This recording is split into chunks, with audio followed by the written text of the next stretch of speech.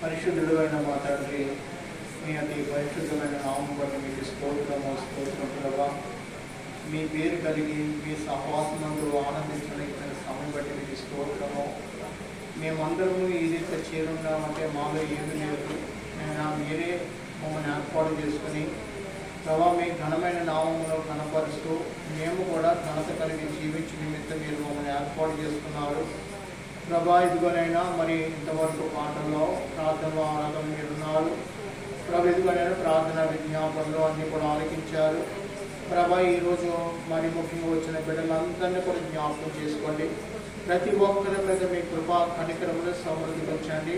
హిందూ కుమారుడు జ్వరంతో నాడని విన్నా అందుబట్టి రాలేకపోయిన సహోదరి ఆ బిడ్డను స్వస్థపరచండి. ఇంకా ఎవరు ఏ మాత్రం బట్టి రాలేకపోయారో వారి పట్ల కూడా మీ కృప చూపి ఆదరించమని వేడుకొచ్చిన నారాయణ గారి బట్టి ప్రార్థన చేస్తున్నామయ్యా. వారి దగ్గర అమౌంట్ తీసుకున్న వారు అయ్యా త్వరగా ఇవ్వడానికి కూడా సహాయం చేయండి. వారి సంతాన బిడ్డల పట్ల మీ కృప చూపండి. పవన్ గారు మా మంచిగా నడిపించినందుకు కూడా మీకు స్తోత్రం ప్రభు. ఎక్కడున్నా కానీ మీకు సాక్షిగా ప్రభావాన్ని మీరు వాడుకున్నందుకు నిలబెట్టుకున్నందుకు మీకు స్తోత్రం ప్రభా. ఇంకొన్ని కూడా అదే రీతిగా మీరు నడిపించండి. వారి సంతానం పట్ల మీరు జరిగిస్తున్న ఘనమైన కార్యం బట్టి మీకు స్తోత్రం. నిజమే మీ అందు విశ్వాసం ఉంచిన వారి పట్ల అయ్యా ఆశ్చర్య మహాశ్చర్య కార్యం జరిగించే దేవుడు ఇంతలో వారి పట్ల వారి సంతానం అందు గొప్పగా జరిగించండి. సుందరం గారిని బట్టి ప్రార్థన చేసిన వారికి వారి ఎంతమంది మంచి ఆయుష్యాలు దయచండి. వారి కుమార్తెల కుటుంబంలో గొప్పగా వారి మానవులు ఇంటర్వ్యూకి వెళ్తుండగా ఆ ఇంటర్వ్యూ ఏమైనప్పుడు కూడా మీకు సాధ్యమని ఏది లేదైనా వాళ్ళు తెలిసి ఆశ్రయించమని వేడుకొచ్చున్నాం. అది బట్టి మరొకసారి ప్రార్థన చేస్తున్నాం ప్రభు. రాజుని జ్యోతిని కూడా జ్ఞాపకం చేసుకొని అది ఎప్పుడు వచ్చిన బిడ్డలందరినీ ఆదరించమని మహిమా ఘనత ప్రభావాల్ని అర్పిస్తూ రక్షకులను యేసుక్రీస్తు ఘనమైన నామమున వేడుకుంటున్నాము తండ్రి. ఆమేన్ ఆమేన్ ఆమేన్. దేవుడు మన ప్రార్థనలను ఆలకించి అతిథిగా చేసినందుకు మన రెండు చేతులు పైకి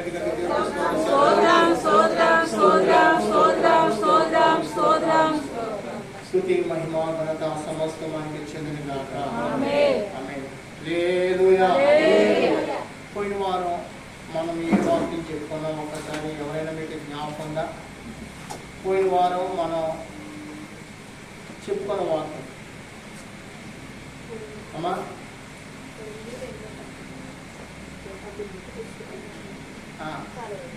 ఎవరికైనా జ్ఞాపకం ఉందా?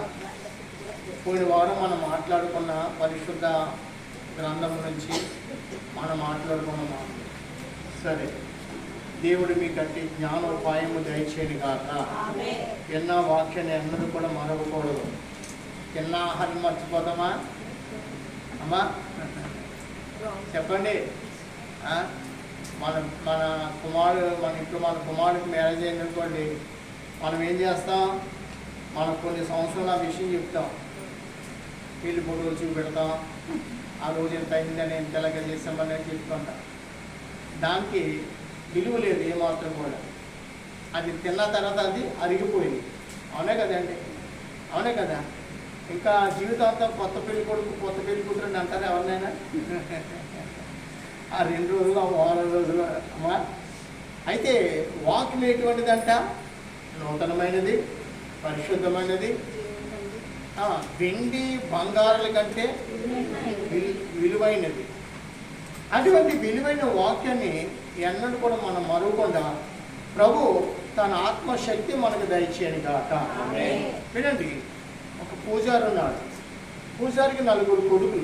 ఎంతమంది అండి అనుకోండి? 4 కొడుకులు. ఇప్పుడు పూజారి తర్వాత తండ్రి తర్వాత ఎవరు చేయాల పని? పెద్ద కొడుకు చేస్తాడు, రెండో కొడుకు చేస్తాడా? పెద్ద కొడుకే చేయాలి. ఎవరు చేయాలండి? పెద్ద కొడుకే. పెద్ద కొడుకు అంతకుముందు ఏ స్టైల్గా ఉన్నా కానీ కుదరదు. ఇంకా తండ్రి చేసింది పెద్ద కొడుకు. మళ్ళా సరదాగా ఏ బనీను కూడా ఉండకూడదు. ఒక లింగి పంచి ఒక జంజువ వేసుకుని బట్ట పెట్టుకుని అతడు తన తండ్రి యొక్క కార్యాన్ని అతడు నెరవేర్చారు. ఇప్పుడు ఆ కార్యం నెరవేర్చినట్టుకో తండ్రి తగిన కుమారుడు అని పేరు ఉంటుంది. అవునా కదండి? ఇప్పుడు దేవుడు కూడా మనల్ని వాక్యము చేత మనల్ని కూడా అన్నాడు. ఏమన్నాడంటే యాకోబు పత్రిక 1వ అధ్యాయము 18వ వచనం చదువుకుందాం. యాకోబు పత్రిక ఏప్రిల్ తర్వాత ఉన్న పత్రిక, యాకోబు పత్రిక 1వ అధ్యాయము 18వ వచనం చూడండి. 18వ వచనము. ఆయన తాను సృష్టించిన వాటిలో మనము ప్రథమ ఫలముగా ఉండినట్లు సత్య వాక్యము వలన మనలను తన సంకల్ప ప్రకారము కనేనని మాట. కనేను ఏంటండి? పూజారి పేరు పెద్ద కొడుకు. చూడండి, లోకంలో తండ్రి పేరు రావాలని పెద్ద కొడుకే, కానీ వాళ్ళ తర్వాత ఎవరు కూడా కుదరదు. కానీ వాక్యం మనకి సెలవిచ్చిన మాట ఏం తెలుసా?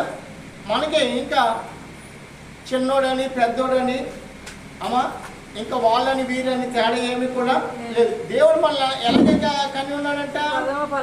ప్రథమ ఫలం. దేవుడికి స్తోత్రం కలిగాడు. ఇప్పుడు నారమ్మ గారు ఉన్నారు. నారమ్మ గారు కుమార్తె భవాని గారు. ఇప్పుడు నారమ్మ గారు పెద్ద, కానీ దేవుని ఎవరున్నారు? ఎలాగా మనమందరము కూడా సమానంగా దేవుడి మనల్ని ఏర్పాటు చేసుకున్నాడు. దేవుడికి స్తోత్రం కలిగాలి. వినండి, లోకంలో మనం ఉంటున్నాం. మన కుటుంబ వరుసలోనూ సమాజ వరుసలో పెద్దలు చిన్నలు అనే మాట ఉంటుంది. కానీ దేవుడు మనల్ని కనేటప్పుడు ఎలా చేస్తాడో తెలుసండి? మనమందరం కూడా ప్రథమ ఫలం. ఏంటండి? ఎవరమంట?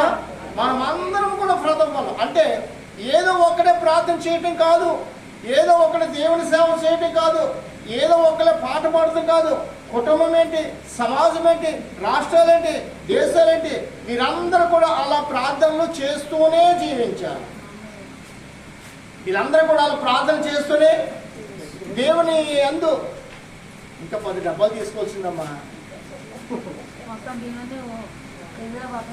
కుర్చీ తగలద్దేమో. సరే, వినండి, ప్రభునందు ప్రేమని వల్ల కుటుంబంలో అన్ని తమ్ముడని, అక్కని, చెల్లెని, అమ్మని, నాన్నని ఉంటారు లేదా? కానీ దేవుని సేవ విషయంకి వచ్చినప్పటికీ దేవుడు అంటే మనల్ని ఎలా కన్నాడంట? ప్రథమ ఫలంగా. మనం అందరం కూడా ఎలా ఉండాలి? ప్రథమ ఫలంగానే ఉండాలి. మనం అందరం ఎలా ఉండాలంట? ప్రథమ ఫలం. ఎంత గొప్ప భాగ్యం ఇచ్చాడో దేవుడు మనకు. చూడండి, కుటుంబంలో తండ్రి, తల్లి, అన్నయ్య, అక్క, తమ్ముడు, చెల్లి అనే వరుసలు ఉన్నాయి. కానీ దేవుళ్ళో ఏ వరుసలు కూడా లేని మనమందరం ఎవరంట? ప్రథమ ఫలము ఉండాలి. ప్రథమ ఫలం అంటే అర్థం ఏంటి? ఇప్పుడు ప్రథమ ఫలం అంటే ఏంటి? మొదటి అంటే మొదటిగానే మనం ఉండాలి. ఆయన ఎవరు? నేను మొదటి వాడను, కడపటి వాడను కూడా. ఇప్పుడు మనం కూడా ఆయన ఆరాధించే విషయం ఎలా ఉండాలి? దేవుని ఆరాధించే విషయంలో, దేవుని సేవ విషయం ఎలా ఉండాలి తెలుసండి? ఎవరికి వారే మొదటి వారిగానే ఉందుము గాక. మా అన్ని వెళ్తున్నాడు, ప్రార్థన చేసుకుంటాడు. మా అన్ని తర్వాత నాకు సంబంధం ఉంది. మా అమ్మ వెళ్తుంది, మా అమ్మ చేస్తుంది, నాకేంటి? మా అక్క వెళ్తుంది, మా చెల్లె. అలా కాదండి. దేవుని సేవ ఎవరికి వారమే మనం చేయటానికి దేవుడు మనల్ని పిలుస్తున్నాడు. అంతేనా? ఆయన అన్నాడు, నేను పరిశుద్ధుడును కావున ఎలాగుండాలంట? ఆయన సేవ చేసే వారందరూ కూడా ఎలాగుండాలంట? ఆయన పరిశుద్ధుడు కాబట్టి ఆయన సంధికి వచ్చే వారందరూ కూడా ఎలాగుండాలంటే పరిశుద్ధులుగానే ఉండాలి. ఇప్పుడు ఏ సేవను దేవుడు అంగీకరిస్తాడు? ఏ సేవను దేవుడు కోరుకున్నాడు? ఎవరు ఏ సేవ చేస్తున్నారో వారికి ప్రతిఫలం ఇచ్చేవాడు కూడా ఆయనే. మనలో మనం చేస్తున్న సేవ మనం ఎవరు చేస్తున్నామండి? దేవునికి. ఆయన ఎవరు? మహాపరిశుద్ధుడు. ఎవరండి ఆయన? మహాపరిశుద్ధుడు. ఇప్పుడు ఆ పరిశుద్ధుడైన దేవుణ్ణి మనం ఆరాధించడానికి మనకేమి ఇచ్చాడంటే తన సత్యమైన వాక్యం ఇచ్చాడు. ఆ వాక్యం చేత మనల్ని ఏం చేశాడు దేవుడు? నేను కని ఉన్నాడు. ఆయన సంకల్పం చెప్పున అంటే ఆయన సంకల్పం మన మీద ఉందో. మనం ఎంత ధన్యులమో చూడండి. ఎవరి మీద ఉందంట? ఆయన సంకల్పం ఎవరి మీద ఉంది? మన మీద ఉంది. అందుకనే మనం చాలా ధన్యులమని ఎంచుకోవాలి ఈ సేవ చేయటానికి. చూడండి, దేవుడు నిన్ను, నన్ను, మనల్ని అందరినీ ఏర్పాటు చేసుకున్నాడు కాబట్టి మనల్ని కూడా దేవుడు తన బిడ్డలుగా స్వీకరించాడు. హల్లెలూయా.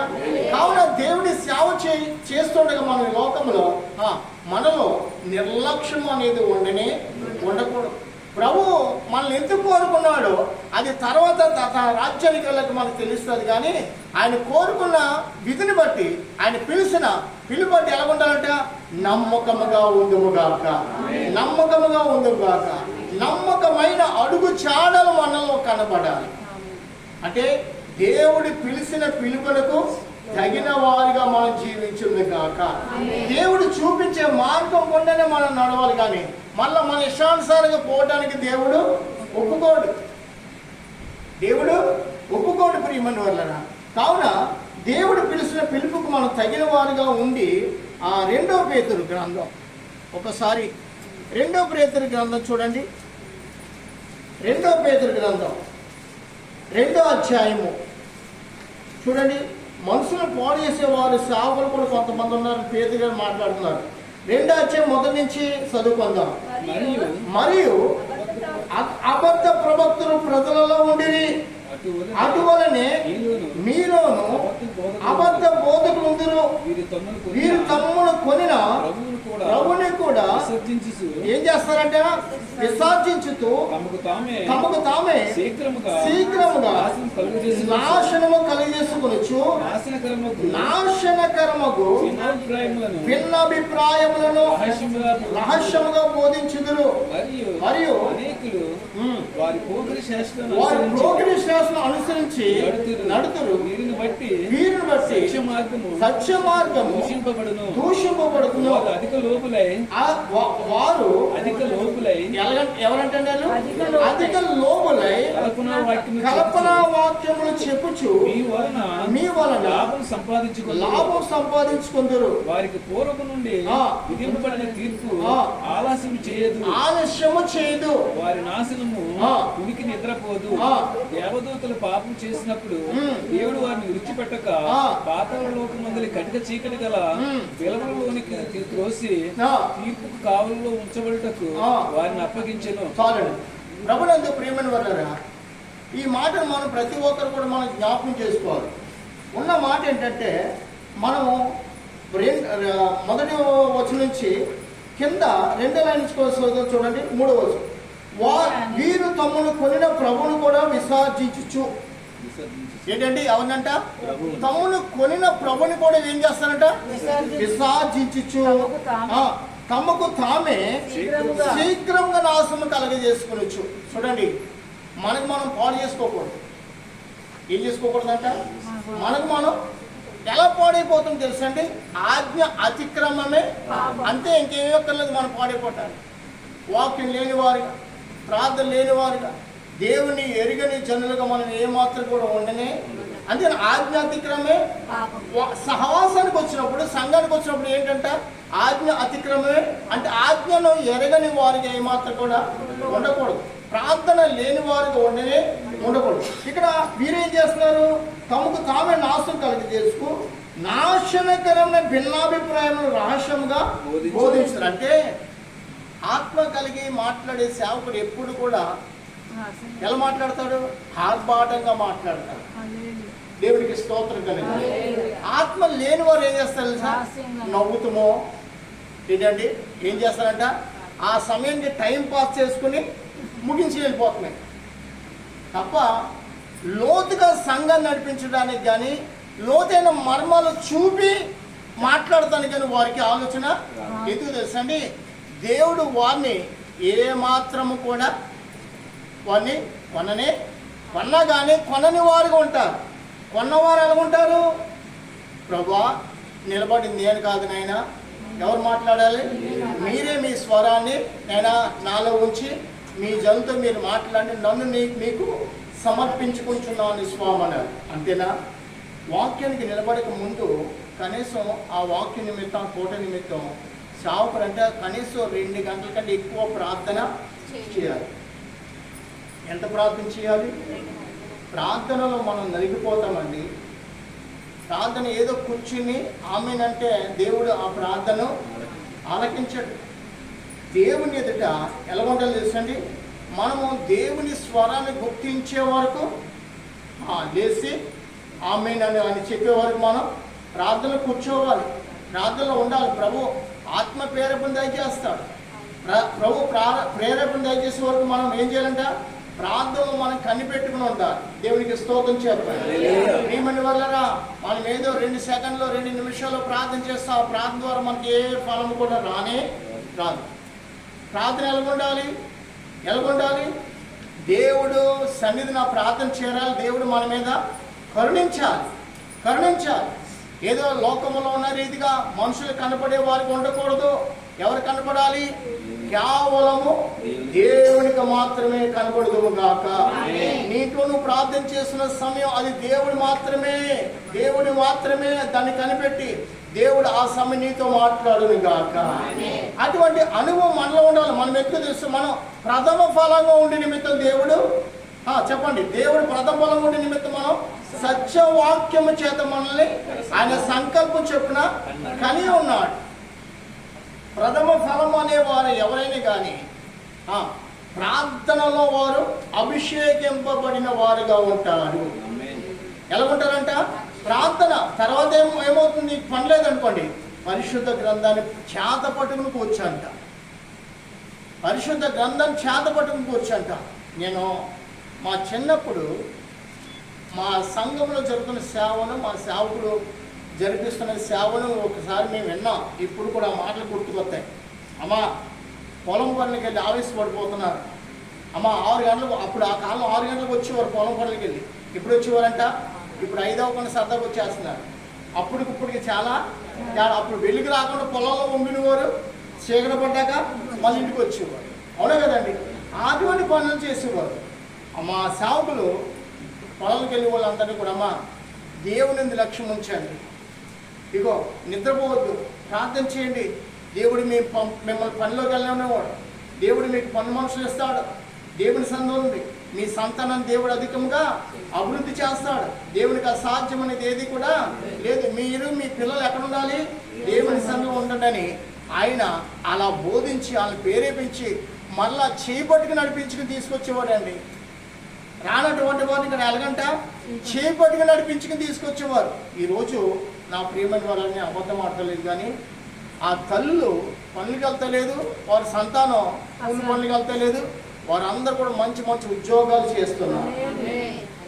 సేవకుడు ఏమన్నాడు? మీరు పనులకి వెళ్ళవలసిన పని లేదు, మీరు సంధికొచ్చి ప్రార్థన చేయండి, మీ సంతానం దేవుడు ఆశీర్వదిస్తాడు. అమ్మా మీ ఇంటికాడ పనివారు ఉంటారని సేవకుడు సువార్త చెప్పేవాడు. భారం కలిగి ప్రార్థన చేసేవాడండి.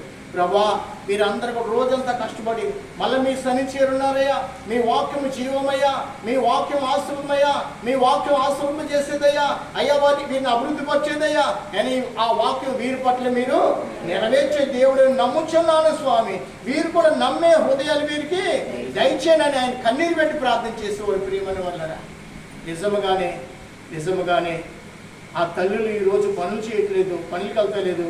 సమృద్ధి ఉంది, ఎందుకంటే వారి సంతానాన్ని దేవుడు బహుగా ఆస్వాదించున్నాడు. స్తోత్రం చెప్తామా? ఆస్వాదించినాడు. ఆ సంతానం ఈ రోజు ఆ సంఘాలకి ఒక్కొక్క స్తంభాలుగా ఉన్నారు. దేవుడికి స్తోత్రం కలగాలి. సంఘము అంటే నానాటికి వృద్ధి చెందాలి, నానాటికి బలాభివృద్ధి కావాలి, నానాటికి వారి సంతానం ఏమాలి, విస్తరింపబడాలి. ఎందుకు తెలుసా? దేవుడు భూలోకంలో మనం ఎలా ఉండాలంట? ప్రథమ ఫలముగా ఉండే నిమిత్తం సత్య వాక్యం చేత మనల్ని ఆయన సంకల్పం చొప్పున మనల్ని కలిగి ఉంటాడు. మనం భూలోకం ఉంటున్నప్పుడు చూడండి, వ్యాధులు, బాధలు, శోధనలు, సమస్యలు మనలో ఉండటానికి దేవుడు ఏమాత్రం కూడా ఒప్పుకోడు. అర్థమవుతుందా? ఒప్పుకోడు. ఎందుకు ఒప్పుకోడు అంటే ఇక్కడ మనం చూడండి 2వ చూడండి, అనేకులు వారి పోగిరి శాసనం అనుసరించి నడుతురు, వీరిని బట్టి సత్య మార్గము దూషింపబడును. ఇప్పుడు దేవునికి అసాధ్యం అనేది ఏది కూడా లేదని సువార్త మనం వింటున్నాం, ప్రకటిస్తున్నాం. మన కుటుంబ జీవితాలు అలాగొంటే తెలుసండి. మన కుటుంబ జీవితాలు అలాగున్నాయి. వ్యాధులు, శోధనలు, పోరాటాలు మొత్తం అంతా మన కుటుంబంలో కనబడుతున్నాయి. కానీ ఇక్కడేముంది? దేవునికి అసాధ్యం అనేది ఏది కూడా లేదని మనం చదువుతున్నాం. మరి మన జీవితానికి వచ్చిన మన కుటుంబంలో శోధన, పోరాటాలు ఏంటో తెలుసండి. మనకు వాక్యం ప్రకటించే వారు మొదట ఎలాగొండాలి తెలుసా? వారు ప్రథమ ఫలముగా నిలబడును గాక. ఒక సేవకుడు అపవిత్రత కలిగి ఉంటే, అపవిత్రత చేత సేవ చేస్తుంటే ఆ సంఘం అంతా కూడా అపవిత్రంగానే ఉంటారు. లేదా ఒక సేవకురాలు నిద్రపోతు కలిగి సేవ చేస్తుంటే ఆ సంఘానికి వచ్చిన వారందరూ కూడా అనుకుంటారంట నిద్రపోతులుగానే ఉంటారంట. అర్థమవుతుందా? మనము చూడండి, మన ఆరోగ్య నిమిత్తము, మన యొక్క కుటుంబ నిమిత్తం డాక్టర్లు మారుస్తాం, ఏవైనా బిడ్డల చదువు నిమిత్తం స్కూల్లో అయినా మారుస్తాం. ఎందుకని? మంచి మంచి పేరు, మంచి జీవితం మనం కలిగి ఉంటాం. కానీ ఆత్మీయత వచ్చినప్పటికీ ఏం చేస్తాం తెలుసా? అక్కడే సదికులు పడిపోతాం. ఎక్కడ సదికులు పడతాం? అక్కడికక్కడే సదికులు. అంటే మనం ఎదిగే మార్గం దేవుడు నీకు చూపిస్తున్నాం, కానీ అభివృద్ధి చెందే మార్గం నీకు దేవుడు బయలుపరుస్తుంది. కానీ మనం ఏం చేస్తాం? సమాజాన్ని జరుపుతాం. ఎవరు జరుపుతామండి? సమాజాన్ని జరుపుతాం. క్రీడ ప్రభుకి జరవాలి, కానీ సమాజానికి ఏ మాత్రం కూడా జరగడానికి దేవుడు ఒప్పుకోడు. వారిలోంచి నీవు ఏమన్నాడు? ప్రత్యేకించుకోమన్నాడు. వారిలోండి నీవు ఏమవ్వాలి? ప్రత్యేకించుకో, అప్పుడే నేను నిన్ను హెచ్చించి వాడనై అన్నాడు. ఈ లోకంలోండి, ఈ లోక సమాజం నుంచి దేవుని కోసం ఎలా ఉండాలి? మనం ప్రత్యేకించుకుని దేవుని కోసం ప్రథమ ఫలముగా మనం జీవించదు గాక. ఎందుకంటే ఆయనే మనల్ని ప్రథమ ఫలంగా చేసుకున్నాడు. మన ప్రథమ ఫలము వారసత్వాన్ని మనం కోల్పోకూడదు. సంసోను తన అభిషేకం కోల్పోయాడండి, అవునా కదా? తన ప్రథమ ఫలాన్ని ఏం చేసుకున్నాడు? కోల్పోయాడు. ఏమైంది? కళ్ళు పీకేశాడు. ఏం చేస్తారండి? అంటే తన దృష్టి అనేది లోకంలో ఏ మాత్రం కూడా లేనే. ప్రభు సన్నిధిలో ఉన్నాడా? లోకంలో ఉన్నాడా? మురికి గుంటలో ఉన్నాడా? ఎక్కడికి వెళ్తాడు? ఏ మాత్రం పడతాడు? ఇక మీద తెలియకుండా ఏం చేస్తారు? మొదట కళ్ళు పీకేస్తారు. తర్వాత ఎక్కడ కట్టారో అతనికి తెలియదు. అయినప్పుడు కూడా మళ్ళీ అంటున్నాడు, చివరి సమయం తెలుసా? ప్రభా, ఈ ఒక్క మారు మాత్రం నన్ను జ్ఞాపకం చేసు. ఈ ఒక్క మారు మాత్రం ప్రాధాన్యపడవలసి వచ్చింది. ప్రభు అతని పక్కన ఎన్ని మార్లు కార్యం చేశాడు? అమ్మా, 1000 మందిని చంపినప్పుడు గౌడయ్యకి ఎంతమంది అంట? 1000 మందిని చంపినప్పుడు అతను తాకడానికి ద్రాహం లేనప్పుడు, అయ్యా నీరు లేక నేను చచ్చిపోతాను, అయ్యా ఇంత రక్షణ కార్యం జరిగించి నేను మరణాన్ని చూడాలా అని ప్రభుని ప్రార్థించేగా అక్కడ దేవుడు ఏం చేశాడు? నీటి ఓటను అక్కడ దేవుడు రప్పించాడు. దేవుడికి స్తోత్రం. అనేకమైన అద్భుత కార్యాలు చేసిన సంసోను ఆఖరికి లోకంలో పడిపోయి నేత్రాలు కోల్పోయి ఆఖరికి మరణము పొందవలసి వచ్చింది. ఎందువలస తన ప్రథమ ఫల వారసత్వాన్ని అతడు ఏం చేశాడు? అతనికతనే.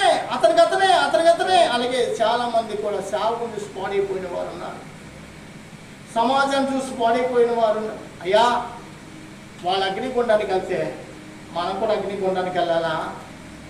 వారి గోతులో దిగితే మన గోతులో దిగాల? దేవుడు నిన్ను అలాగంటలేదు. ఏమన్నా తెలుసా? ప్రథమ ఫలంగానే జీవించమన్నాడు. హల్లెలూయా.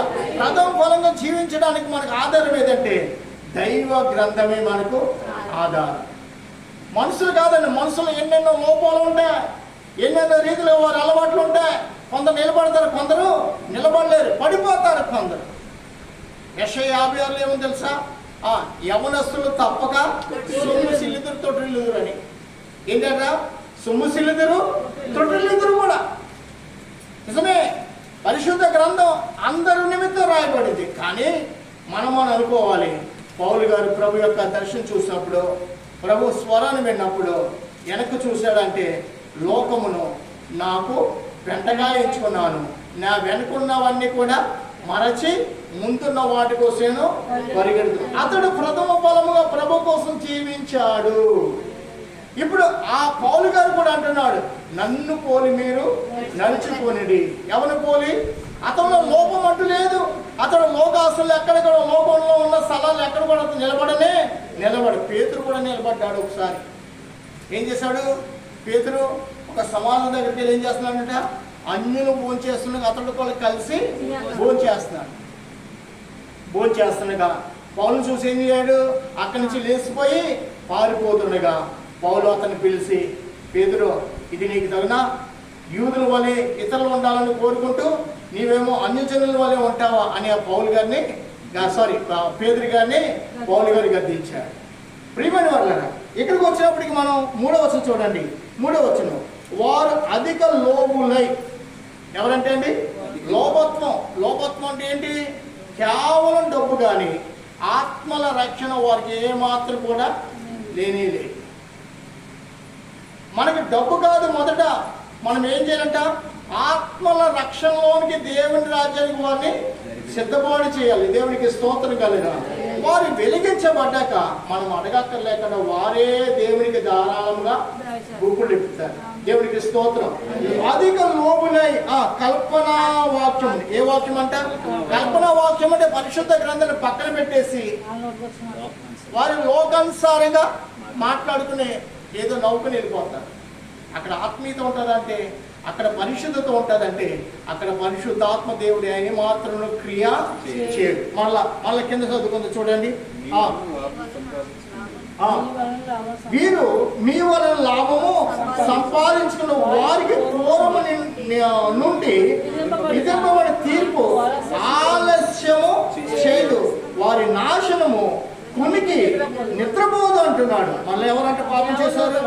దేవదూతలు కూడా పాపం చేసినప్పుడు దేవుడు వారిని అయ్యా పాపం అనే తలంపు, పాపం అనే బీజము మనలో ఏ మాత్రము దేవునికి కనబడింది తెలుసా? ఆయన హృదయ పరిశోధకుడైన రహస్యాలు అన్ని కూడా ఆయనకు తెలుసు. ఆయనకి అసాధ్యం అనేది ఏది కూడా లేనే లేదు. ఒకసారి ఇర్మియా గ్రంథం అనుకుంటా 2వ అధ్యాయం అనుకుంటా చూడండి, శ్రేష్టమైన మాట. ఇర్మియా గ్రంథంలో, పరిశుద్ధ గ్రంథం ఇర్మియా గ్రంథానికి ఒకసారి వెళ్దాం. అక్కడ 2వ అధ్యాయం అనుకుంటే నాకు ఒక మాట జ్ఞాపకం వస్తుంది. మీకు మేలు కలగకపోవటానికి మీ పాపములే మీకు కారణము అనే మాట ఉంటుంది చూడండి. ఇర్మియా గ్రంథము 5వ అధ్యాయము 25వ వచనం చూడండి. 25వ వచనం, మీకు మీ దోషములు వాటి క్రమమును తప్పించెను, మీకు మేలు కలగకుండుటకు మీ పాపములే కారణము. నా జనుల్లో ఎవరున్నారంట? దుష్టులు ఉన్నారు, పక్షులు వేటకాండ్రు పొంచి ఉన్నారు, ఉన్నట్లు వారు పొంచెందురు, వారు బోనులు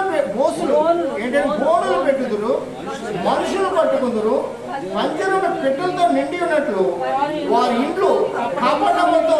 చూడండి, వారి ఇంట్లో ఎలాగంటే అండి కాపాడములతో నిండి ఉన్నది.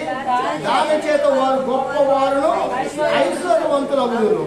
వారు క్రొవ్వి బలిసి ఉన్నారు, అంటే వారు అధికమైన దుష్కార్యములు చేయుచున్నాను.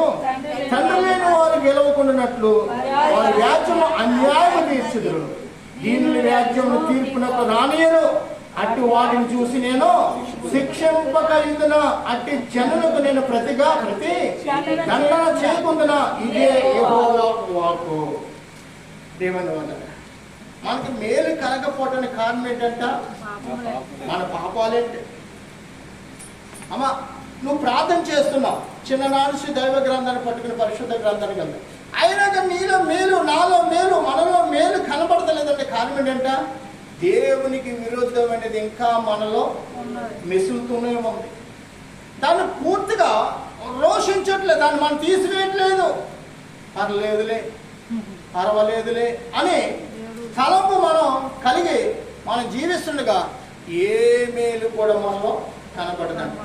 దేవునికి ఎలా ఉండాలి? ఆయన అంటున్నాడు, నేను మిమ్మల్ని ప్రథమ ఫలముగా ఉండినట్లు సత్య వాక్యము చేత సంకల్పం చేత ఆయన మనల్ని కని ఉన్నాడు. నిజమే, మనం ప్రథమ ఫలంగానే ఉందము గాక. ఎలాగా? నేను పరిశుద్ధుడని ప్రభు మాట్లాడి ఉన్నాడు. ఎలా జీవించాలి ప్రియ దేవ సంగమా? పరిశుద్ధులుగానే జీవించదు గాక.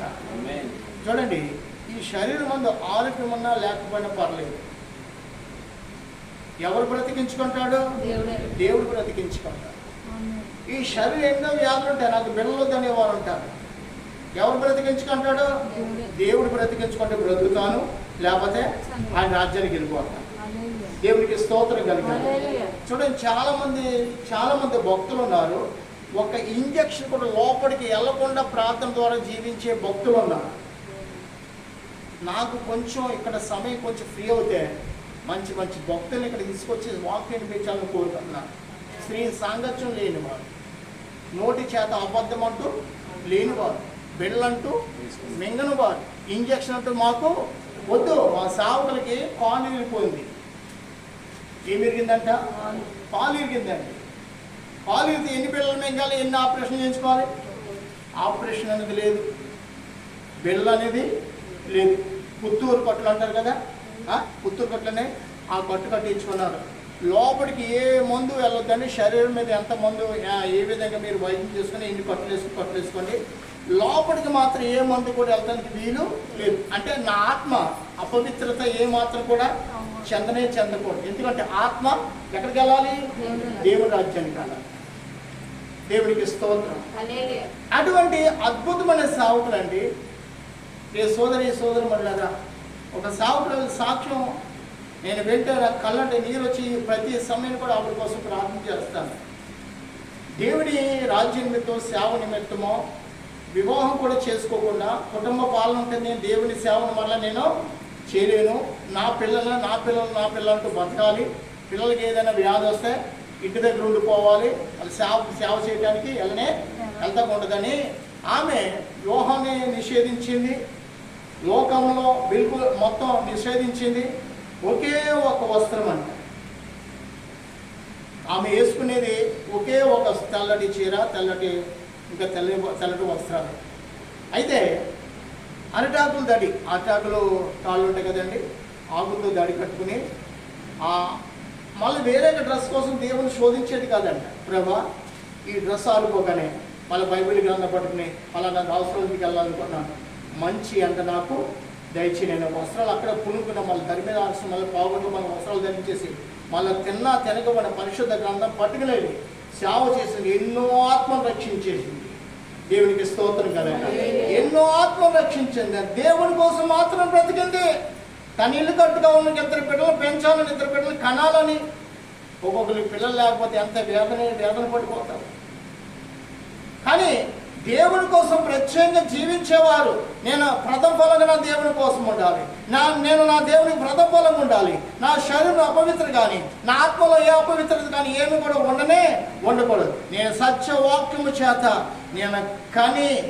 దేవుడు నన్ను కని పెంచి ఉన్నాడు. నేను సత్యవాక్యాన్ని కలిగి జీవిస్తాను కానీ అపవిత్రమైన మాటలు కానీ అపవిత్రమైన ఆలోచనలు కానీ ఎన్నడూ కూడా నాకు రాకుండా ఉండాలని ఈ వాక్యాన్ని పట్టుకుని బయలుదేరిన ఒక సహోదరి నాకు తెలుసండి. అటువంటి వారిని ఈ ప్రాంతానికి నడిపించాలని ఆలోచన కలుగుతుంది. నేను తెలుసా, మనము మన ఆత్మ కొంచెం రగిలించుకోవాలంటే అటువంటి వారు మన మధ్యకు రావాలి. దేవునికి స్తోత్రం కలగాలి. మనం బిళ్ళల మీద ఆధారపడతాం, డబ్బు మీద ఆధారపడతాం, ఆహారం లేకపోతే నలిగిపోతాం, శరీరం లేదా రక్తంతో పోతే నలిగిపోతాం. అయ్యా, దేవుని సేవ చేసేవారు శరీరం గురించి కానీ రక్తాల గురించి కానీ బిళ్ళల గారి గురించి కానీ డబ్బు గురించి కానీ ఇంకా కార్లు బంగ్లాలని ఏమి కూడా వారికి అసలు ఆశ కలగదు. ఇంకా ఏం కలిగి ఉంటారు వారు? ఉన్నంతకాలం ఊపిరి ఎవరిస్తారంట? దేవుడు ఇస్తేనే ఈ ఊపిరి నడుస్తుంది. ఈ ఊపిరే దేవుడికి చేస్తాం. మనకి భూలోకంలో మనకి ఊపిరి ఇచ్చేవాడు ఎవరు కూడా లేనేలేదు. అలా దేవుడి కోసం బ్రతికేవారు ఉన్నారు. మనకి చిన్న విషయంలో డాక్టర్, మన గ్రామంలో ఏదో ఒక చిన్న డాక్టర్ ఉంటారు, కంపౌండర్లో లేకపోతే ఏదో డాక్టర్లు, ఆ డాక్టర్ పిలుచుకుంటాం మనం. కానీ వారు ఏ స్థితి అయినా ఏ పరిస్థితి అయినా, ప్రభా స్వస్థపరచు దేవుడిని నమ్ముచున్నా, ప్రభా ఆ ప్రాంతానికి వెళ్ళాలనుకుంటున్నా, ఈ వ్యాధి నా నుండి తొలగిపోను గాక, ఈ వ్యాధి నా నుండి తొలగిపోను గాక, నజరేయుడైన యేసుక్రీస్తు నామమున. అంతే, అదే ప్రార్థన. లేదా అటువంటి బిడ్డలు లేరనుకున్నారా? అటువంటి వారు ఇంకా మిగిలి ఉన్నారు. కాబట్టి ఇంకా ఈ లోకము నెమ్మదిగా ఉన్నది. దేవునికి స్తోత్రం కలగాలి. వారు ప్రార్థన చేస్తున్నారు, ప్రభు అప్పుడే నీ రాకూడదయ్యా, ఇంకను మా సమాజం మారాలి, ఇంకను దేశాలు మారాలి, ఇంకను సమాజాలు మార్పు చెందాలి, వారి హృదయాలు మారాలి. ప్రభా, నీవు ఈ రాత్రికాలం అడుగు పెడితే ఈ కోట్ల కొలది ఆత్మలన్నీ కూడా అగ్నిపాలు. ఈ హృదయాలు వెలగలేదు, సంఘానికి వెళ్ళే హృదయాలు వెలగలేదు, ప్రథమ ఫలం వీరు జీవించలేకపోతున్నారు. తాము నాశనం చేసుకుంటున్నారు. తమ జీవితాన్ని నాశనం చేసి వారి విశ్వాసంలో, వారి సంఘ పెద్దలు, వారి సేవకులు ఎవరైనా మట్టికి దేవుని ఎడల నమ్మకం లేకపోతే నరక శిక్ష మనకు తప్పదు. నరక శిక్ష తప్పదమ్మా. దేవుడు మనల్ని ఎలాగైతే కని ఉన్నాడో, ఏ రీతిగా కొని ఉన్నాడో, తన అమూల్యమైన రక్తమును చిందించి మనల్ని కొని ఉన్నాడు. అయ్యా, ఆ రక్తముతో ప్రతి క్షణం మనం కడగబడాలి. ఆ రక్తంతో కడగబడి ప్రభు కోసం త్యాగము కలిగిన వారిగా, ఎలాగంటే అండి, త్యాగము కలిగి నడుము కట్టుకుని నిలబడే వారిగా మనం ముందుము గాక. నిలబడేవారు ఉండాలి. పేతురు పత్రికలోనే ఒక చోట మీ మనసు అనే నడాన్ని కట్టుకోమంటున్నాడు పేతురు గారు కూడా. ఏమన్నాడండి? మీ మనసు అనే నడుముని కట్టుకోమన్నాడు పేతురు కూడా. అది మీ మనసు అనే నడుముని కట్టుకుని, ఏ బుద్ధి కావాలి మనకి? నిబ్బరమైన బుద్ధి కలిగి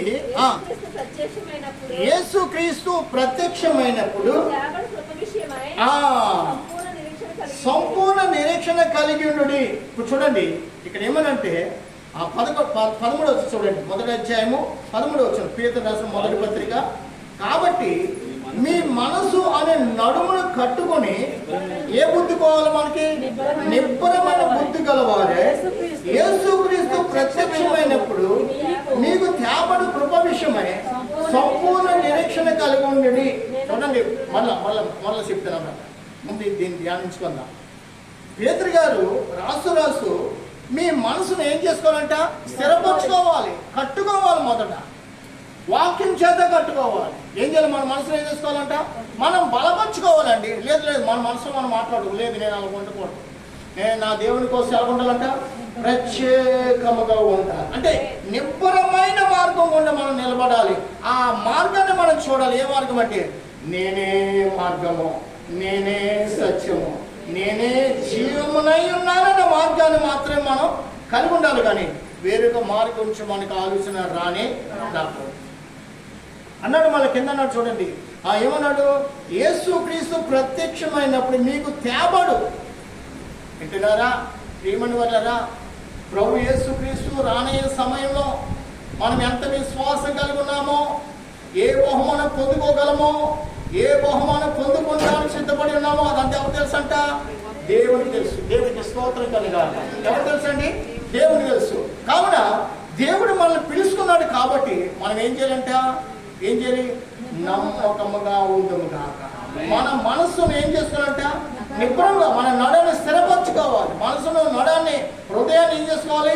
స్థిరపరచుకోవాలి. ఎందుకంటే 14 అన్నాడు చూడండి, నేను పరిశుద్ధులనై ఉన్నాను కనుక మీరు పరిశుద్ధులై ఉండడని రాయబడి ఉన్నది. కాగా మీరు విధేయులకు పిల్లల వలె మీ పూర్వపు అజ్ఞాన దశలో మీకుండిన ఆశలు అనుసరించి ప్రవర్తింపక.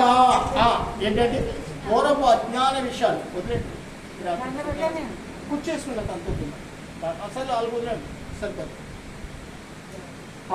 వినండి ప్రభునందు ప్రియమని వాళ్ళగా, పేతురు గారు మాట్లాడుతూ 16వ వచనం అన్నాడు. ఏమన్నాడు? కాగా మీరు విధేయులకు పిల్లలై. ఏంటండి? కాగా మీరు విధేయులకు పిల్లల వలె మీ పూర్వ అజ్ఞాన దశలు మీకున్న ఆశను అనుసరించి ప్రవర్తింపగా మిమ్మల్ని పిలిచిన వాడు పరిశుద్ధులైన ప్రకారం మీరును సమస్త ప్రవర్తన యందు పరిశుద్ధులై ఉండాలి. సమస్త ప్రవర్తన ఏదో ఒక రీతిగా, ఏదో ఒక మాట చెప్పున, లేదా ఏదో ఒక రోజు ఆదివారం సంబంధించిన రోజుకే మనం పరిశుద్ధులు కాం. ఆదివారం మాత్రం మనం భక్తులు కాకూడదు. మన జీవిత దినాలు యావత్తు కూడా ఎలా ఉండాలంట? పరిశుద్ధమైన. ప్రేమని వల్ల ఆత్మను ఆర్పుకోకుడి. ఈ ఆత్మను మనం ఆర్పేసుకునే వారు ఉండకూడదు. ఆత్మను ఆర్పుకోమని ఎక్కడైనా ఉందంటే మీ ఆత్మను ఏమాత్రం కూడా ఆర్పుకోవద్దు. అంటే చూడండి, మన దీపం మనం ఆర్పేసుకోకూడదు. మన దీపాన్ని ఏం చేయాలి? ఎల్లప్పుడు కూడా వెలిగించుకోవాలి. ఇది ప్రభు పెట్టిన దీపము. ఇది ప్రభు పెట్టిన దీపం. ఈ దీపాన్ని మనం ఆర్పడిన మనకి దేవుడు ఆజ్ఞ ఇవ్వలేదు. మళ్ళీ దీపాన్ని ఎవరంట? ఆయనే పిలుచుకుంటాడు తన దగ్గరికి. అప్పటి వరకు మనం ఏం చేయాలి? వెలిగించుకోవడానికి కావాల్సిన ఆ వెలుగుతో కూడిన వాక్యాన్ని దేవుడు మనకిచ్చాడు. తన సహవాసాన్ని కూడా మనకిచ్చాడు. తన సన్నిధిని ప్రకటింపబడే మాటను మనం నెమరు వేసుకోవడానికి మనకు ఒక్కొక్క గృహాన్ని కూడా మనకు దేవుడు ఇచ్చాడు. అక్కడ నెమరు వేస్తుండాలి. ఇక్కడ విన్న వాక్యం ఏం చేయాలంట, అక్కడ నెమరు వేసుకోవాలి. అక్కడ ఏం చేయాలి? మంచి ఉపదేశం ఇచ్చానైనా అజ్ఞాన దశలో ఉన్నట్లు ఇక మీద నేను అజ్ఞాన జీవితాన్ని నాలో ఉండకుండా నన్ను పరిశుద్ధపరచు అని ప్రభుని ఏం చేయాలి? ప్రభుని అడగాలి. ఇప్పుడు తల్లి నీ ఎదురుగుండా కాని మాటలు పలికింది నీ తల్లికి వాక్యం లేదు. ఇప్పుడు మా అమ్మ మాట్లాడింది కదా, నేను మాట్లాడితే ఏమైంది అనుకున్నావు అనుకో, అమ్మ ఎక్కడ ఉందో నువ్వు కూడా అక్కడే ఉంటావు. ప్రియమైన వాళ్ళ అమ్మకి వాక్యం ప్రకటింపబడలేదు. చెప్పండి, ఇప్పుడు మనకైతే వాక్యం ప్రకటింపబడుతుంది. గట్టిగా స్తోత్రం చెప్పండి. ఆ కాలంలో దేవుడు వారిని చూసి చూడనట్టుగా విడిచిపెట్టాడు. ఈ కాలంలో కాదు, అందరూ కూడా వాక్యం వినాలి. అందరూ కూడా ఎలా ఉండాలంట? రక్షింపబడాలి. అందరూ కూడా ప్రార్థన చేయాలి. అందరూ కూడా సువార్త అనే భారాన్ని కలిగి ఉండాలి. ఇది అజ్ఞాన కాలము కానే కాదు, ఇది ఆయన కృప కాలము. దేవునికి స్తోత్రం కలగాలి. ఏ కాలం ఇది? కృపాకాలం. కాబట్టి మనం అందరూ కూడా కృప కలిగి కృపలో వర్ధిల్లాలి, కృప చేత జీవించాలి. కృప కలిగిన వారికి దేవుని ఎదుట కనపడింది తెలుసా? ఆయన కృపను ఆయన రాకుండా ఏం చేస్తున్నాడు? ఆయన కృప విషయమై ఏమన్నాడు అక్కడ? కృప విషయమై సంపూర్ణ నిరీక్షణ కలిగి ఉండడు. మళ్ళీ అన్నాడు 17వ వచనం చూడండి. 17వ వచనం, పక్షపాతం లేకుండా క్రియను బట్టి ప్రతి వాణిని తీర్పు తీర్చు వాడు తండ్రిని మీరు ఆయనకు ప్రార్థన చేయుచున్నారు గనుక మీరు పరదేశులన్నంత కాలము భయముతో గడుపుడి. దేవునికి స్తోత్రం చెప్పండి. మనం ఎక్కడున్నాం? పరదేశంలో ఉన్నాం. ఎక్కడున్నామండి? పరదేశంలో. ఈ పరదేశంలో ఉన్నప్పుడు ఎలా ఉండాలంట? భయపడాలి. ఎవరికి భయపడాలి? శరీర ఆత్మ ప్రాణాన్ని కలిగిస్తున్న వానికి భయపడదు గాక. ఈ శరీరం మంద కాదు, ఈ ఆత్మ మంద కాదు, ఈ బ్రతుకు అసలు మనకి లేనే లేదు. అసలు పరిశుద్ధ గ్రంథాన్ని పట్టుకోవడానికి అర్హులు కానప్పుడు కూడా పరిశుద్ధ గ్రంథాన్ని కలిగి మాట్లాడే జీవితం, మోసే బ్రతుకు. పరిశుద్ధ గ్రంథం బట్టి దేవుని సింహాసనాన్ని కదిలించే వారికి దేవుడు మనల్ని ఏర్పాటు చేసుకున్నాడు. ప్రభా, నీవు ఆశీర్వదించానన్నా కదా, నన్ను ఎందుకు దీవించవు, నన్ను ఎందుకు ఫలింపు చేయవు, నన్ను ఎందుకు అభివృద్ధి పరచమని దేవుడిని అడిగితే దేవుడు ధారాళంగా దయచే దేవుడే. ఆ మాట పలకటానికి కూడా అర్హత లేనప్పుడు కూడా ఆ మాట పలికి నిర్భయంగా ప్రభుతో మాట్లాడే బ్రతుకునిచ్చాడు. దేవుడికి స్తోత్రం కలగాలి. దేవుడితో మాట్లాడుతాం. దేవుడు మన ప్రార్థన ఆలకించాడు. ఈ దీనుడు మొరపెట్టగా యెహోవా ఆలకించాడు. ఆయన ఎవరంటే అండి? దీనుడు, దరిద్రుడు కూడా ఆయన. ప్రియమైన వల్ల కాబట్టి ఆ దీనుడు, ఆ దరిద్రుడు మొరపెట్టగా యెహోవా ఆలకించాడు. అప్పుడు భయము కలిగినంట. పర్వతాలు వణికిపోయినాయి. అయ్యా, భూమి అంటే దాని స్థానము తప్పిపోయింది. అయ్యా ప్రియమైన వల్లరా, 107వ కీర్తనలో శ్రేష్టమైన మాటలు ఉన్నాయి. 107వ కీర్తన గ్రంథము 107వ కీర్తన చదువుకుంటే అక్కడ దేవుని బిడ్డల కష్టకాలం ముందు వారు యెహోవాకు మొరపెట్టి విడుదల నొందిరని అనేకమైన మంది మాటలు అక్కడ 4 సార్లు ఈ మాటలు మనం చదువుకుంటాం. ఒక్కసారి చూడండి, అక్కడ 2:6 చూడండి. వారి కష్టకాలముది యెహోవాకు మొరపెట్టిరి, ఆయన వారి ఆపదలలో నుండి వారిని విడిపించెను. మళ్ళా 13 చూడండి. కష్టకాలముందు వారు యెహోవాకు మొరపెట్టిరి, ఆయన వారి ఆపదలను వారిని విడిపించి వారి కట్లు తెంపివేసి చీకట్లో నుండి మరణాంధకారం నుండి వారిని రప్పించెను. మళ్ళా 19 చూడండి. కష్టకాలమందు వారు యెహోవాకు మొరపెట్టి ఆయన వారి ఆపదను వారిని విడిపించెను. ఆయన తన వాక్కును పంపి వారిని బాగు చేసెను. ఆయన వారు పడిన గుంట నుంచి వారిని విడిపించెను. మరలా ఒక మాట ఉంటుంది చూడండి. అదండి, మళ్ళీ కష్టకాలం అనే మాట మరొకసారి ఉంటుంది అనుకుంట. ఉంటుంది చూడండి, లేదా 3 సార్లు ఉందా? 6, 13, 19. 6, 13, 19. సరే. ప్రియమైన వాళ్ళగా ఇక్కడ ఏముందంటే, వారు కష్టకాలం ముందు వారికి ఆయనకు మొరపెట్టి వారు విడుదల పొందుకున్నవారు. చూడండి, మనము కూడా విడుదల పొందుకోవడానికి ఆయనకు మొరపెడతానికి దేవుడు మనల్ని కూడా ఏర్పాటు చేసుకున్నాడు. అసలు మొరపెడతానికి కూడా అర్హత మనకి లేదమ్మా. మనం ఎవరో తెలుసా? అన్యజనులు, లోకాశల్లో, లోక తలంపుల్లో, లోక జీవితంలో మనం మునిగిపోయిన వారం కానీ అమ్మ పైకి లేచిన వారు కానీ కాదు. బ్రతుకు నాకు వద్దనుకునే వారు ఎవరన్నారంటే, తండ్రి తాగుతాడు, కొడుకు తాగుతాడు, ఇంకా తర్వాత ఉన్న వాళ్ళు కూడా తాగుతారు. అసలు స్నేహితులు తాగుతారు, ఇరుగు పొరుగు తాగుతారు. తాగని వాడు ఎవరైనా ఉన్నారంటే చెప్పండి, పాపం లేని మానవుడు ఉన్నాడంటే అందరూ ఉన్నారు. పరిశుద్ధ గ్రంథాన్ని కలిగిన వారు అందరూ ఉన్నారంటే అమ్మ కొంతమంది మాత్రమే. పరిశుద్ధ గ్రంథాన్ని కలిగిన వారు ఎంతమంది అంట? కొంతమంది. కానీ పాపం చేసే వాళ్ళు ఎవరంటే పుట్టిన ప్రతి ఒక్క మానవుడు కూడా పాపములకే దాసుడుగా ఉన్నాడు, కానీ నీతికి అతడు దాసుడిగా లేనే లేడు. కావున ఈ 107వ కీర్తన ఒక్కసారి మీరు చదువుకుని వినండి, ఇంటికాడ చదువుకుని కాస్త ప్రార్థన చేయండి. 106వ అధ్యాయము 107వ అధ్యాయం చదువుకోండి. ఇశ్రాయేలు ప్రజలను దేవుడు వారిని ఎలా గెలిపించాడు, వారి పట్ల ఎటువంటి ఘనమైన కార్యాలు జరిగించాడు, ఇవన్నీ కూడా దేవుడు వారి పట్ల జరిగిన విషయాలన్నీ కూడా మనం జ్ఞాపకం చేసుకోవచ్చు. ఒకసారి మళ్ళా 103వ కీర్తనకి రండి. 103వ కీర్తన 11, 12, 13 చదువుకుందాం. 103వ కీర్తన. భూమి కంటే ఆకాశము ఎంత ఉన్నతం ఉందో ఆయన భయభక్తులు గలవారి ఎడల ఆయన కృప అంత అధికమున్నది. వినండి, ఏమన్నాడు భక్తుడు? భూమి కంటే ఆకాశం ఎంత ఉన్నతగా ఉందో ఆయన భయభక్తులు గలవారి ఎడల ఆయన కృప అంత అధికముంది. 11, 12 వచ్చి చూడండి.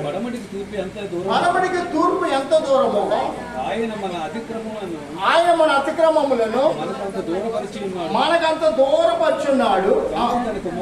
తండ్రి తన కుమారుల ఎడల జాలిపడినట్లు యెహోవా తన యందు భయభక్తులు గలవారి ఎడల జాలిపడును. చూడండి, ఇది ఎంత గొప్ప ఉన్నతమైన వాక్యం అంటే, మనము నిర్మింపబడిన రీతి ఆయనకు తెలిసి ఉన్నది. మనము ఎవరమంట? మంటివారమని. ఎవరమంట? మనం మంటివారమని ఆయన జ్ఞాపకం చేసుకున్నాడు. నరుని ఆయువు ఎలా ఉందంటే, మన జీవితం ఎలా ఉందంట? గడ్డి వల్ల. నాకేంటి లోటు అనుకుంటున్నాను ఈ రాత్రి కాలం అనుకునే వాళ్ళు చాలా మంది ఉన్నారు. అయ్యా, దేవుని కృప లేకపోతే ఇంత ఆయుష్ కూడా మనకి దక్కదు. మన ఆయువు ఎలాగుందంటే గడ్డి వలె. నరుని ఆయువు ఎలాగుందంటే గడ్డి వలె ఉన్నది.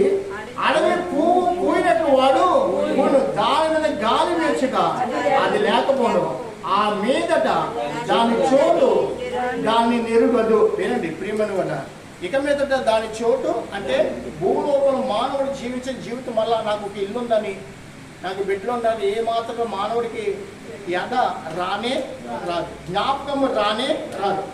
కొందరు అంటారు, కానీ కొందరు అంటారు, అమ్మవాడు చచ్చిపోయి మా ఇంటికి వచ్చాడు, ఆయన చచ్చిపోయి కలిసి నా పీకి నొక్కేస్తున్నాడు, నా గుడ్ల మీద కూర్చుంటున్నాడు, ఇలా వెళ్తే భయం చేపట్లు లాగేస్తున్నాడు అంటే వచ్చి అటువంటి అసలు భూమి మీద మానవుడికి మళ్ళీ చోటు లేదు. కనుక స్తోత్రం చెప్పాలి. భూమి మీద మానవుడికి చోటు లేదు. ఇది ఎప్పుడు తెలుస్తుంది అంటే, నీవు నేను ఆ మరణానికి వెళ్ళినప్పుడు ఓరు బాబు దియ్యాలు ఉన్నాయని, ఆడొచ్చాడు నీడొచ్చాడు అనుకున్నాం. అసలే మనకి ఇక్కడ భూమి మీద మనకి తెలియదు. ఎక్కడికి వెళ్ళాలంట? ఎక్కడికి వెళ్ళాలి? దేవుని సింహాసనం ఎత్తకి వెళ్ళిపోతాం. హల్లెలూయా. పాపం చేసిన వాడైతే ఇక్కడ నేను నిలబడినా, నేను కూర్చున్నా, మీరు అందరూ కూడా యమగోళ ఏంటండి ఉంటారు కదా, రాక్షసులు తల ఎరబోసుని రంపాలట్టుకుని మనిషిని లాక్కుపోతాం, పీకటిని కోసేస్తూ ఉన్నారు కదా, అదంతా వాస్తవమే. నువ్వు దేవుణ్ణి నమ్ముకోకపోతే ఇక్కడి నుంచే నీ ఆత్మ ఇషా నుంచి వెళ్ళగానే 4 దురాత్మలు వచ్చేసాయి. నిన్ను ఎక్కడ నచ్చిపోతాయి? అక్కడికి ఉండడానికి. అదే దేవుని రక్షించుకుని ఆ దేవుణ్ణి నమ్మి నువ్వు రక్షణ కలిగి దేవుని కోసం ఒక ప్రథమ ఫలంగా జీవించావు అనుకో, దూతలంటే నీ కోసం స్వాగతం పలుకు తప్పట్లు కూడా దండలు వేస్తూ ఆ పరలోక మార్గం కూడా నిన్ను నడిపించుకుంటాయి. దేవునికి స్తోత్రం కలగాలి. నువ్వు భూమి మీద ధన్యుడవయ్యా, పరలోకాన్ని పొందుకున్నావయ్యా. భూలోకంలో నీ జీవితం అపవిత్రం కాకుండా దేవుని కోసం కాలు చేతులు కట్టుకున్నా, కాలు చేతులు నరుకున్నా, కళ్ళు పీక్కున్నా పరిశుద్ధుడిగా జీవించావని అవి మనతో మాట్లాడతాయి. మన చేతులు నరుకోము, మన కాళ్ళు నరుకోవాల్సిన పని లేదు, మన కళ్ళు పీక్కవలసిన పని లేదు. ఆ చెడుకు చోటు ఇవ్వకుండా, చెడు మార్గాలు కూడా మన పాదాలు నడుపుకోకుండా, చెడును మనం చూడకుండా, చెడును మనం వినకుండా, చెడు గురించి మనం మాట్లాడకుండా ఉంటే ప్రియుడా పరలోక రాజ్యము నీదే.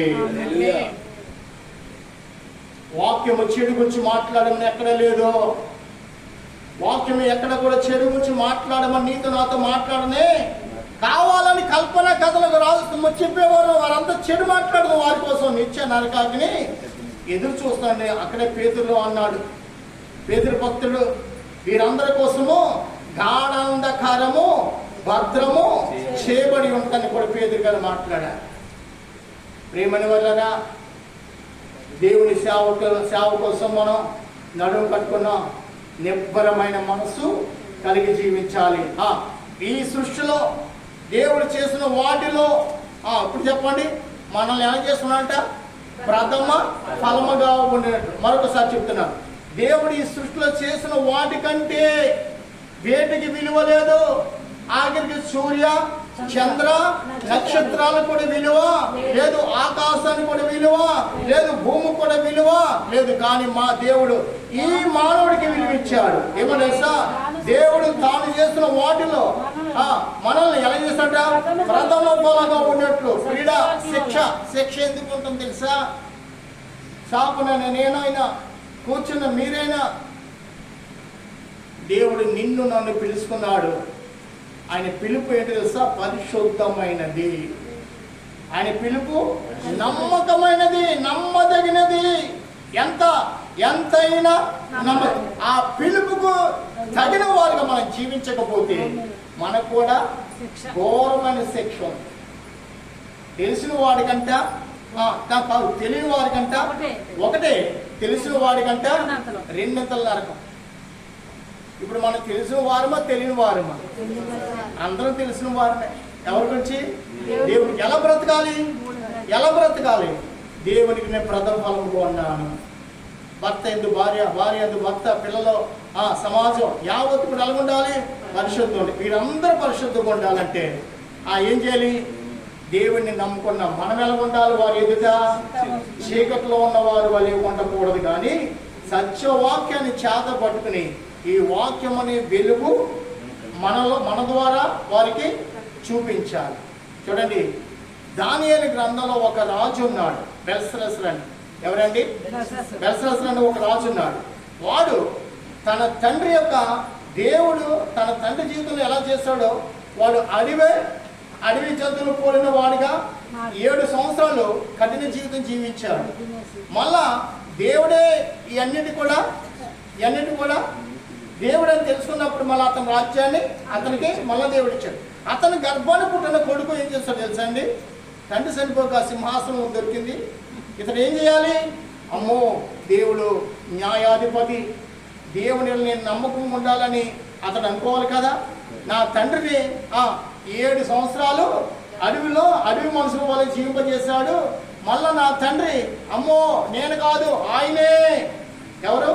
ఆయనే నాకు ఇచ్చాడు ఈ రాజ్యాన్ని జ్ఞాపకం చేసుకుని మళ్ళా రాజ్యాన్ని నా తండ్రికి అప్పగించాడని ఇతడు కాలు చేతులు కట్టుకోవడం మనిషి ఏం చేశాడు? దేవుని మందిరములో ఉన్న పాత్రలు తీసుకొచ్చి తన ఉపపత్తులతో ఏం చేస్తున్నాడంట? తాగుతుండగా ఏమొచ్చింది? ఒక అరచెయ్యి వచ్చి ఇక్కడ వరకు వచ్చి గోడ మీద మేనే టేకిల్ ఫారిస్ అని రాయిస్తే ఆ రాత వాడికి కానీ ఆ రాజ్యం ఉన్న ఎవరు కూడా రాత తెలియదు. ఆ తల్లి వచ్చి నాయన ఇంత కంగారు పడుతున్నా, నీ తండ్రి కాలంలో ఎవరు ఉన్నారట? ఒక దానియేలు ఉన్నాడు. ఆ దానియేలుకి ఇదంతా కూడా తెలుసు, ఆ రాత్రి ప్రభావం కూడా తెలుసు. కాబట్టి దానియేలు పిలిపించమనగా దానియేలు పిలిపించాడు. దానియేలా, ఆ రాత ఏంటో నాకు తెలియదు, నేను నా ఉపపత్తులతో త్రాగుతుండగా ఆ రాత రాసిన హస్తం మాత్రం నా కన్నులారా చూసానయ్య అంటున్నాడు. దానియేలు కోపం వచ్చి, నీ తండ్రి జీవితంలో చేసిన కార్యాలని నీకు తెలుసు, అయినా కానీ దేవుని మీద నీవు తిరగబడ్డావు. ఇప్పుడు దేవుడు నీ రాజ్యాన్ని చేతిలోంచి కేసరి మాదీలకు పార్సీలకు అప్పగించాడు. నిన్ను దేవుడు తన త్రాసులో లెక్క చూడగా, త్రాసులో చూడగా ఏమయ్యంట నీవు తేలిపోయావు. క్రీడా మనం ఏ విశ్వాసం కలిగి ఉన్నామో, ఏ మాటలు కలిగి ఉన్నామో, ఏ అనుభవాన్ని కలిగి ఉన్నామో, అలా ప్రభుకి తగిన వారికి జీవించకపోతే మనమందరూ కూడా రాజు వల్ల మనం కూడా తేలిపోవాల్సి వస్తాం.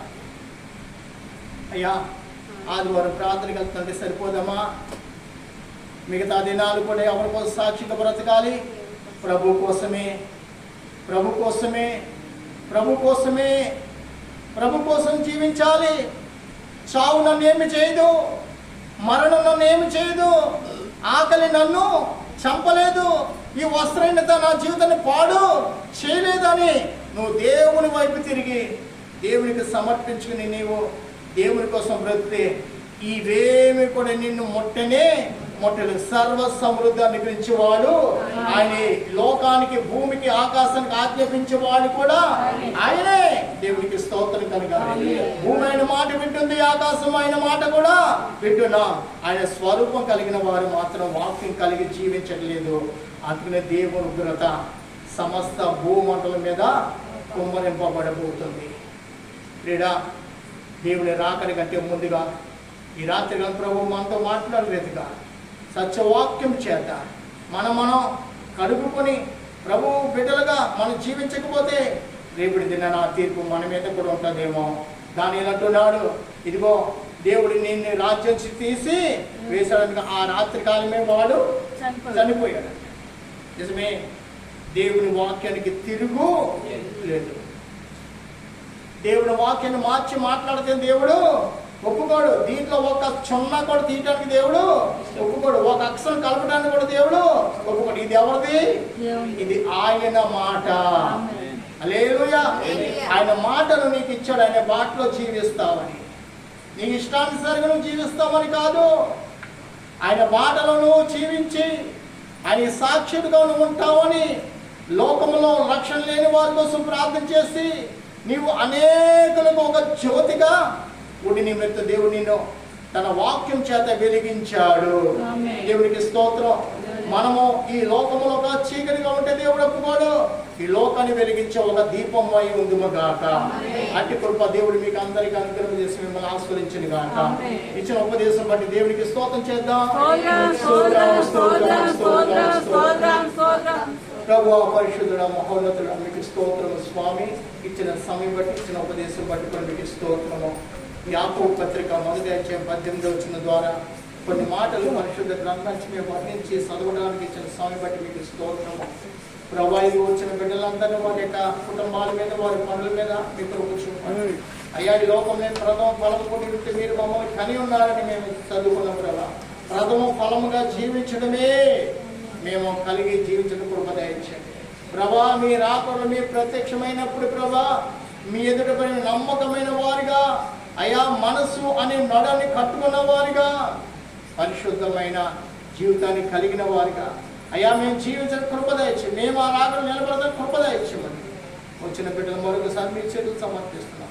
రానట్టు వారిని కూడా నేను ఎవరెవరు ఏ బలతకున్నా వారికి కూడా సహాయం చేసి ఈ రాత్రి రాల్సిన వల్ల వచ్చే మంగళంలో ప్రభా నారమ్మ గారి గృహంలో కలవడానికి కృప దయచేయమని యేసుక్రీస్తు ఘనమైన నామం నడికి వేడుకొచ్చున్నాము తండ్రి. ఆమేన్. మన తండ్రి దేవుని యొక్క ప్రేమ, మన రక్షకుడు మన ప్రభువు యేసుక్రీస్తు వారి కృప, పరిశుద్ధాత్మ దేవుని సహాయం తోడే నడిపించిన కాక. ఆమేన్, ఆమేన్, ఆమేన్. నా ప్రాణమా దేవుడి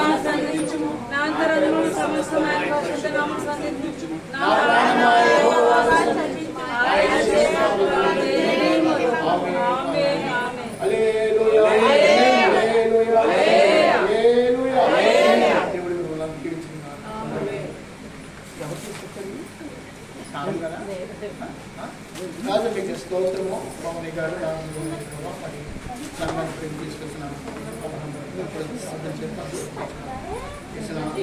కుటుంబం మరి వేసుకున్నాము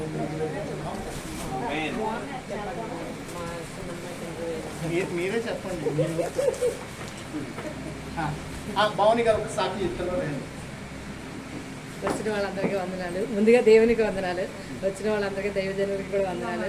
ఒక నా పట్ల దేవుడు ఒక చిన్న కార్యం, చిన్నది కాదు పెద్దది, మనకు చిన్నదే, ఆయన చిన్నదే మనకు పెద్దది. మా చిన్న అమ్మాయి కన్సీవ్ అయింది. మీ అందరి ప్రార్థన వల్ల ఆ తల్లి బిడ్డ క్షేమంగా ఉండాలని, ఆయనకి ఇష్టమైన బిడ్డ నింపని, నాకు ఆ బిడ్డ ఈ బిడ్డ కాదు, ఆయనకి ఇష్టమైన బిడ్డ నింపని మీ అందరినీ ప్రార్థనలో పెట్టమని, ఈ దైవజనులు చేసిన ప్రార్థన, మీరు చేసిన ప్రార్థన మీకు ఎంతో రుణపడి కృతజ్ఞతలు చెల్లించుకుంటూ ఈ ఆనందాన్ని ఇచ్చిన ఆ దేవునికి ఈ వేల స్తుతులు చెల్లించుకుంటూ ఈ చిన్న వాక్యం కాదు, పెద్ద వాక్యమే. దేవుడు దీవించిన గాక. ఆమేన్. హల్లెలూయా.